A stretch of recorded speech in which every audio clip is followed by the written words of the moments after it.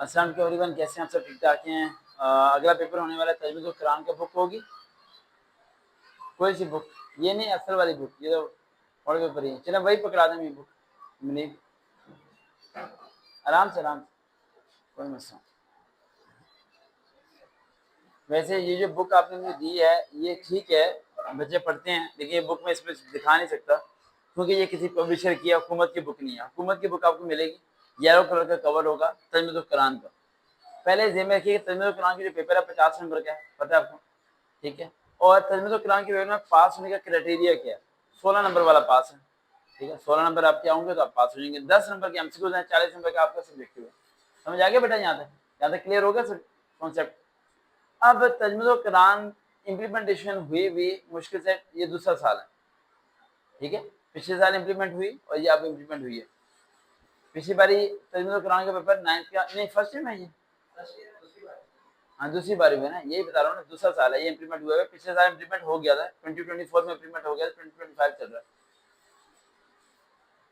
2023 में हुआ था, 2024 में पेपर हो गया और ये 2025 के अंदर नेक्स्ट पेपर हुआ है तजवीज़ुल कुरान के। तजवीज़ुल कुरान के एंड पे आपको मिलेंगे शॉर्ट क्वेश्चंस, एक मॉडल पेपर, ठीक है, शॉर्ट क्वेश्चन आयतें और एक लॉन्ग क्वेश्चन होंगे। अगर आप चाहते हैं इसमें ज्यादा अच्छे नंबर आए तो सिर्फ चंद सूरतें आपको बताता हूँ, उनके मज़ामीन पढ़ लें आप। मज़ामीन पढ़ लेंगे तो शॉर्ट क्वेश्चन खुद ब खुद हो जाएगा। जिस तरह सूरह फुरकान, सूरह अज़ाब अलग अलग है, मैं कुछ सूरतों के नाम लेने लगा हूँ, उन्हें ध्यान में रखिएगा आप लोग।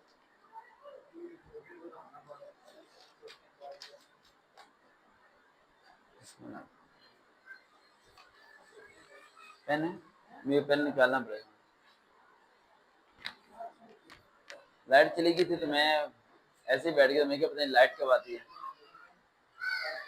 बेटा फोकस करने, फर्स्ट ईयर का पेपर तजवीज़ुल कुरान के जो होने वाला है उसकी बात की जा रही है, लाहौर बोर्ड का फर्स्ट ईयर का पेपर। इसमें सूरतुल बकरा का मज़ामीन और अहम निकात, सूरतुल इमरान की खसूसियात, मैं साथ बता रहा भी हूँ, मज़ामीन किसकी करनी है, खसूसियात किसकी करनी है। पहले वो दूसरी बुक होती है, बड़ा आसान हो जाता है मेरे लिए, उसमें बड़ी इंपॉर्टेंट चीजें थी। नहीं वो एक और है जी, यही बड़े बड़े सुन लो वैसे। अच्छा आगे दी हुई है, ठीक है सब चीजें दी हुई है, ठीक है। उसके बाद सूरतुल तौबा की मज़ामीन और अहम निकात। उसके अलावा आपके आते हैं सूरतुल, मैं बता देता हूँ आयतों के तर्जुमे, ये इस तरह करके आपको नजर आएंगे। आपकी जो बुक है टेक्स्ट बुक गवर्नमेंट की, उसमें भी इसी तरह करके आयतें लिखी हुई हैं, उससे आपको नजर आएंगे, राइट, वहां से आप लोग देख सकते हैं। सूरतुल इमरान आयत नंबर 123 से 125, सूरतुल अनफाल आयत नंबर 1 से लेकर 4, सूरतुल अनफाल आयत नंबर 45 से 48, सूरतुल तौबा आयत नंबर 60, सूरतुल तौबा आयत नंबर 128 से 129। 1 2 3 4 5 5 आयतें मैंने बताई आपको, और मैंने आपको मज़मून जो बताए हैं वो मैंने आपको 3 बताए हैं, ठीक है। सूरह बकरा, सूरह इमरान और सूरह तौबा, ठीक है।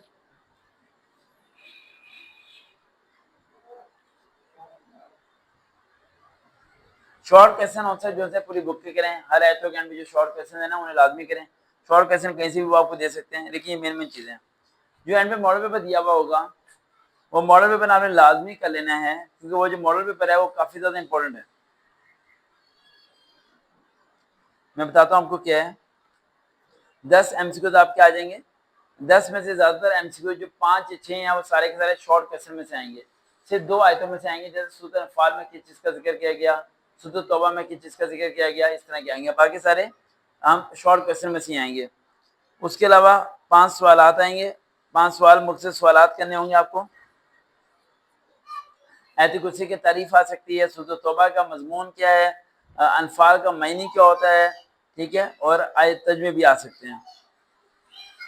उसके अलावा अल्फाज मायने आपको पता होने चाहिए। जब आप जो चैप्टर पढ़ेंगे, जो मैंने कहा है फातिमा बेटा, जो मैंने चैप्टर्स आपको कहे हैं उन चैप्टर्स के अल्फाजों के मायने उन चैप्टर के अंदर दिए हुए हैं, ठीक है। 5 4 अल्फाज वो लाजमी कीजिएगा। आगे ज़हन में रखें कि आयतों के सिर्फ तर्जुमे लिखने, आपने तशरीह नहीं करनी, ठीक है। आयतें जो मैंने आपको बताई हैं वही कीजिएगा। सपोज करें आपको आयत आ जाती है और आपको आयत आती भी नहीं है और तर्जुमा भी आपको नहीं पता, फिर आप क्या करेंगे? सिंपल सा ट्रेजेडी है, आप उस पर जबर जेर को हटा दें, जबर जेर को हटाने के बाद वो एक उर्दू की शक्ल इख्तियार कर जाएगा।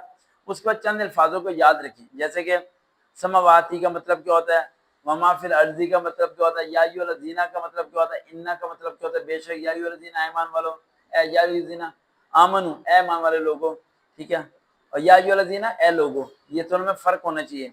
वाह का मतलब और होता है, काला का मतलब क्या होता है, ठीक है, अशैन कदीर यानी वो कादिर है सब चीज़ों पर। इस तरह करके आप उसे लिख सकते हैं तर्जमा।